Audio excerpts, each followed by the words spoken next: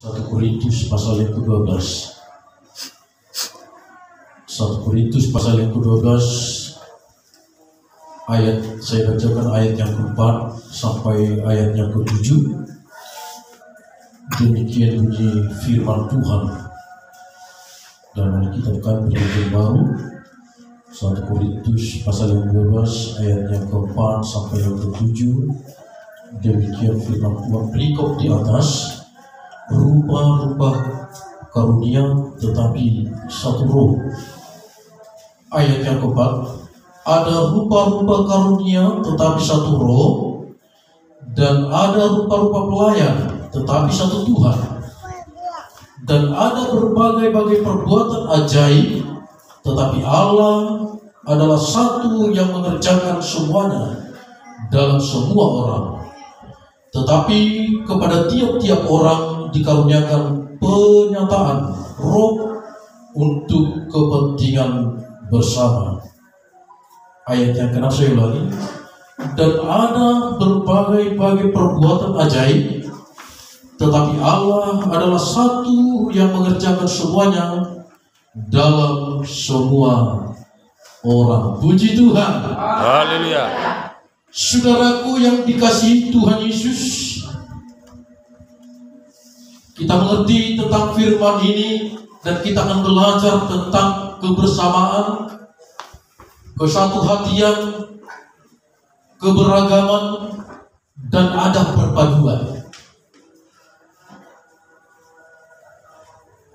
Kalau ada orang yang memiliki nilai seni dengan yang tidak memiliki nilai seni, mungkin ini akan pasti beda pemahamannya.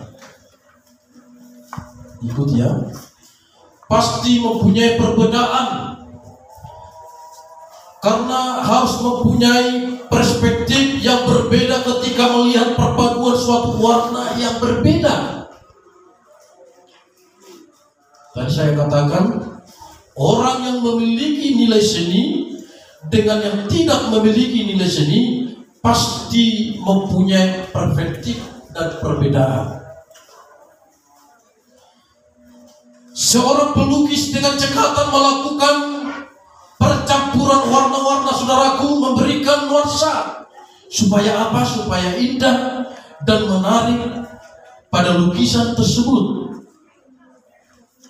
Ini seorang ahli pelukis dengan cekatan melihat, mengerti, memadukan warna sehingga nuansa lukisan itu supaya kelihatan menarik dan indah. Saudaraku yang dikasihi Tuhan, gambaran inilah yang Tuhan dan itulah yang seharusnya terjadi dalam kehidupan jemaat di dalam Korintus. Saya bacakan tadi di dalam kitab 1 Korintus ini, saudaraku yang dikasihi Tuhan, jemaat yang memiliki macam-macam karunia itu seharusnya bersatu. Jemaat di Korintus ini, saudaraku yang dikasihi Tuhan, yang memiliki rupa-rupa karunia yang bermacam-macam, saudaraku yang dikasihi Tuhan, harusnya ini harus bersatu. Tetapi namun kenyataannya tidak. Karena kenapa, saudaraku yang dikasihi Tuhan, demikianlah yang terjadi saat itu. Karena kenapa dikasihi Tuhan Yesus, yang adalah dalam kehidupan kita bermacam-macam karunia, seharusnya itu yang bersatu. Tidak demikian yang terjadi di sana, yang ada malah perpecahan di antara mereka. Perbedaan pendapat, perbedaan pengertian, perbedaan pemahaman, sehingga antara satu dengan lain tidak mengerti dan tidak pernah sejalan, supaya tidak satu dengan tujuan. Maka perbedaan itulah yang terjadi, yaitu dalam kehidupan Korintus, saudaraku yang dikasihi Tuhan. Maka paling sering terjadi dalam perbincangan dalam kitab Korintus ini, ada Saudaraku, perpecahan yang terjadi diakibatkan oleh banyak ajaran-ajaran yang mempengaruhi jemaat. Banyak ajaran-ajaran silih berganti yang boleh mempengaruhi pribadi-pribadi lewat kebenaran firman katanya di hadapan jemaat.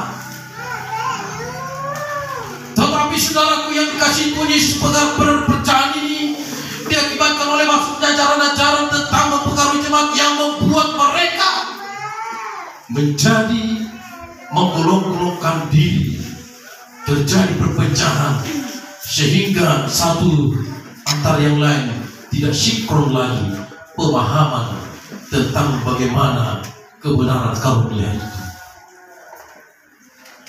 Ada rupa-rupa karunia tetapi satu roh.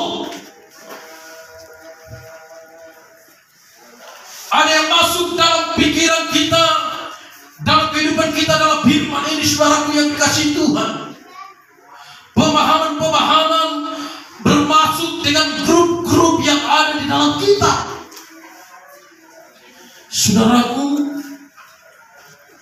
ada di sini yang membuat mereka menggolong-golongkan diri. Dalam firman Tuhan di pasal yang lain dikatakan, saudaraku yang dikasihi Tuhan, ada yang masuk dalam golongan Paulus. Karena kita tahu Paulus adalah pendiri jemaat di Korintus pertama. Ada masuk di dalam golongan Paulus. Karena kita tahu Paulus ini adalah pendiri atau jemaat Korintus yang pertama. Ada juga golongan Apolos, saudara yang dikasihi Tuhan, yang mungkin menyukai kefasikan berbicara Apolos. Seorang Apolos yang sering kita baca tentang firman Tuhan, manusia yang gagah tegak dan berbicara tegas. Ada juga yang mengikuti seorang gaya Apolos dengan perpecahan ini. Dan ada juga golongan Kemas yang kemungkinan salah satu alasannya adalah murid Tuhan atau rasul dari Tuhan Yesus Kristus. Sedangkan Paulus tidak. Kalaupun dia jemaat yang pertama di dalam kitab Korintus. Saudaraku yang dikasihi Tuhan Yesus, ada juga yang masuk dalam golongan Kristus yang sepertinya tidak mau berpihak pada golongan manapun, sehingga membentuk golongan Kristus. Menurut Paulus, keadaan ini sangat membahayakan keutuhan jemaat. Karena golongan-golongan perbentukan itu sudah terjadi. Sedangkan golongan Kristus kelihatannya tidak memihak kepada siapapun. Tapi saudaraku yang dikasihi Tuhan Yesus, menurut Paulus keadaan ini sangat membahayakan keutuhan jemaat. Saudaraku yang dikasihi Tuhan, Paulus memperingatkan sekaligus menegaskan kepada jemaat bahwa di dalam bersama seharusnya tidak ada golongan, apalagi sampai membuat perpecahan. Memang di dalam hidup berjemaat ada dijumpai banyak perbedaan, khususnya dalam karunia Roh Kudus. Di dalam umat yang banyak seperti apapun keadaannya, banyak perbedaan tentang karunia Roh Kudus ini. Maka seringkali dalam kehidupan manusia, saudara yang Tuhan, yang tahunya mengerti tentang kebenaran firman Tuhan, mengerti tentang roh, dan dia berkata sudah dipenuhi roh, ternyata tidak paham, tidak bisa memadukan sesuatu apa yang dalam dirinya dan apa yang Tuhan butuhkan sesuai dengan kehendak Allah. Maka seringkali dalam kehidupan umat gereja, dan mudah-mudahan tidak ada di gereja kita ini, saudara yang kasih Tuhan, sering terjadi perpecahan atau golongan-golongan karena tidak sepaham, karena tidak bisa dapat mengerti bersama, dapat memadukan antara si A dan si B. Lalu itu terjadi dalam kehidupan berjemaah, saudara yang kasih Tuhan. Tetapi ketika saya berdoa dan berharap jemaat yang ada di jalan dunia ini, doa kita, kesatu hatian pikiran itu akan terjalin terus menerus. Puji Tuhan. Haleluya. Dan tidak pernah tercapai pikiran-pikiran hal-hal yang tidak melalui kebenaran firman Tuhan ini, saudaraku yang dikasihi Tuhan. Karena saudaraku yang dikasihi Tuhan, sikap kita dalam kehidupan ini harus bisa menggolong-golongkan tersebut dan mengakibatkan timbulnya kecongkangan atau memunculkan perpecahan apa yang terjadi dalam kitab jemaat yang ada di Korintus ini, supaya kita ketahui saudaraku yang dikasihi Tuhan, seharusnya menjadi peringatan bagi kita supaya tidak terbentuk golongan-golongan di gereja kita ini, supaya kita tetap satu. Untuk itu kita harus terus mengampulasi diri dan mewaspadai supaya tidak timbul pikiran-pikiran yang menganggap kita saudaraku dan menganggap bahwa karunia yang kita miliki adalah yang paling hebat. Jadi maka kita bisa satu sama lain saling merendahkan diri, saling memahami, dan supaya kita anak Tuhan tidak berpikir bahwa karunia Roh Kudus yang kita miliki itu yang paling hebat dalam hidup kita. Justru perbedaan karunia tersebut dapat kita padukan untuk menjadi suatu kekuatan di dalam membantu Kristus, sehingga banyak orang diberkati dan Tuhan dipermuliakan ketika ini membangun Kristus, saudaraku yang dikasihi Tuhan. Karena kita tahu kita ini adalah satu. Karena pujian kita juga berkata, kami ranting, kau pokoknya, kami bangunan, kau batu sendinya, kami tubuh, kau kepalanya, dan kami kaki, semuanya, tetapi kami adalah tetap satu. Karena kita tahu kita semua adalah tubuh Kristus. Maka saya katakan tadi, saudaraku yang kasih Tuhan Yesus, kita kadang berpikir secara manusia, kita merasa kuat, tapi kita tidak tahu bahwa Tuhanlah yang mempermudah apa yang kita mau. Kita merasa bisa melakukan suatu hal di luar jangkauan manusia tanpa ada Yesus sendiri atau hal sendiri. Segala sesuatu apa yang kita perbuat itu tidak bisa kita pahami dan tidak bisa mengolongkan antara saya dan saudara. Saudaraku yang dikasihi Tuhan Yesus, maka kehidupan kita berjemaat maunya Tuhan. Jika sekecil apapun yang mendasari kehidupanmu, sehingga seringkali setiap orang atau manusia setiap jemaat gara-gara sedikit pemahaman atau karena sedikit mungkin kata-kata atau sedikit tidak mengerti tentang situasi dan kondisi, lalu dia mengambil hati, lalu mengambil sikap menyendiri dan tidak bisa berpadu atau mencampurkan diri kepada jemaat lainnya. Lalu sia-sialah apa yang kita perbuat selama ini. Apa perjuangan saya dan saudara di dalam mengikut Tuhan? Ini penting sebagai proteksi dalam hidup saya dan saudara, supaya apa yang saya kenal, saya perbuat, saya lakukan dalam hidup ini, itu semuanya berbuah dan membuahkan hasil. Dan itu maunya Tuhan bagi kehidupan saya dan saudara. Oleh karena itu engkau tidak akan gampang tersinggung ketika ada kata-kata hal-hal yang tidak senonoh mungkin dalam pikiranmu. Lalu berdiri mau ambil sikap, merasa ciut, merasa minder dalam kehidupan untuk punya Tuhan yang tidak penting hal yang seperti itu. Lalu berbesar hatilah, tidak engkau memandang siapa diri dalam berjemaat pribadi, tetapi arahkan pikiranmu, pandanglah Yesus yang selalu menolongmu. Saya katakan tadi, saudara dikasih Tuhan Yesus, tanpa Yesus kita ini bukan siapa-siapa dan tidak bisa apa-apa dan tidak tahu apa-apa. Paham enggak? arti bahasa yang saya sampaikan, supaya kamu mengerti apa-apa dalam kehidupanmu.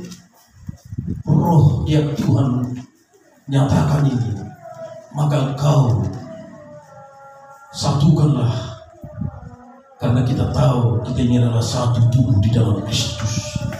Ayat yang ke-6 dikatakan, dan ada berbagai-bagai perbuatan ajaib, tetapi Allah adalah satu yang mengerjakannya semuanya dalam semua orang. Saudaraku yang dikasihi Tuhan Yesus, kalau kita baca juga di dalam firman dalam 1 Yohanes yang pertama yang ketiga dikatakan, apa yang telah kami lihat dan apa yang telah kami dengarkan itu kami beritakan kepada kamu juga, supaya kamu pun beroleh persekutuan dengan kami. Dan persekutuan kami adalah persekutuan dengan Bapa dan dengan Anaknya, yaitu Yesus Kristus. Puji Tuhan. Haleluya. Persekutuan kita ini adalah persekutuan di dalam nama Bapa. Persekutuan saya adalah persekutuan di dalam nama Anak. Persekutuan saya dan saudara adalah persekutuan di dalam Kristus Yesus. Maka kita ini satu di dalam roh. Sama dapat kita. Sehingga terjadi seperti apa yang saya katakan tadi, seorang pelukis yang sudah pintar dan paham tentang hal itu memadukan antara warna supaya dia kelihatannya indah, lukisan itu dan menarik. Itulah yang harus dia padukan. Demikian juga kehidupan kita. Ini adalah gambaran bagi saya dan saudara.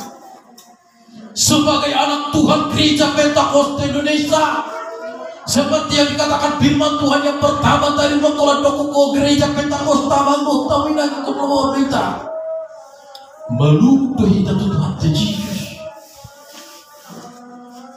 Allah berganti-ganti Sudi akan amasa dari Putibio dalam siapa mata Allah terhubui matanya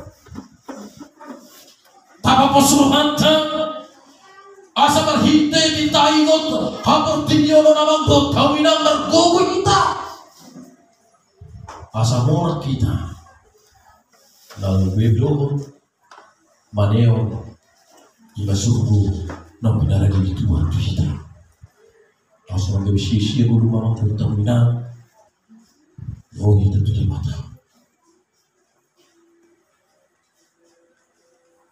berganti-ganti persoalan dari Sibero, berganti-ganti karena masa kau didaduk di pertibuan anak siapa, oleh yang masuk ham, bersuka cita, bentuk mulia hati mau dibarukan itu, sehalnya hukum bentuk mulia hati, alam cinalo, alam pilih ahadong diperbaik ko diperbetul turun amu jumpa jala ikon patorangomu dwe melalui hapus syamu turun amu jumpa. Dikatakan dalam firman Tuhan, sebab apa yang kami dengar itu semuanya kami akan beritakan juga, supaya kamu beroleh persekutuan dengan kami, dan persekutuan kami adalah persekutuan dengan Bapa dan dengan Anak dan dengan Yesus Kristus.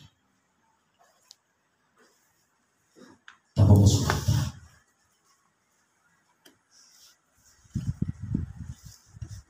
Asal berbunuh kita. Sebut saya itu pujian. Coba ada pujian di dalam ini. Sudah bertiga. Coba cari dulu di sini kayaknya.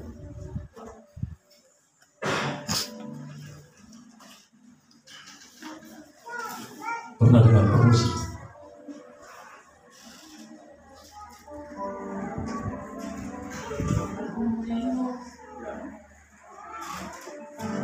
Bersih kesimpulan aja.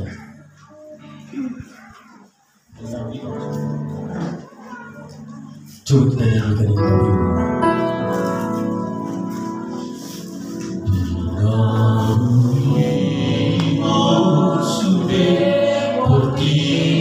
Oh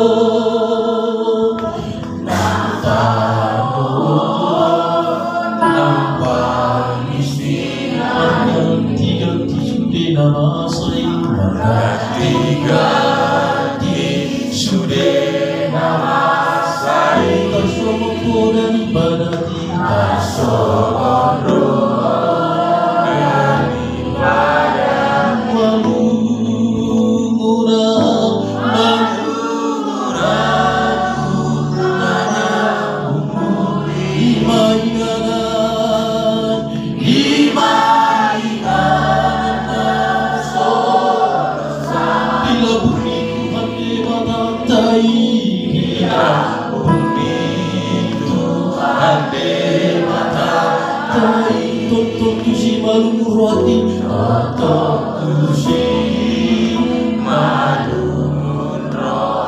Amorai pe olo bungkus, amorai pe olo bungkus, apokosi pe olo ganti-ganti sudah nama saya, ganti-ganti sudah nama tersomo dan ibadah tersomo.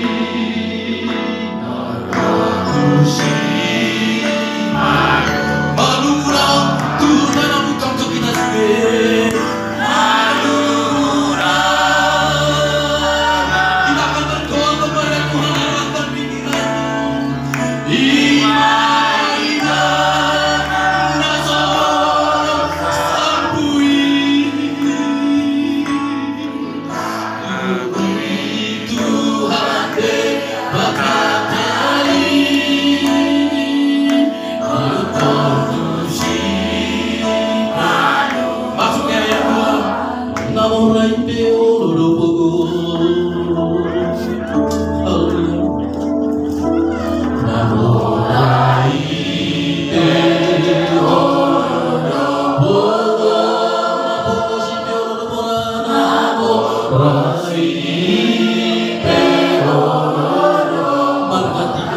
di nama son margati gati sude nama sai terskopor tersomodo dari padang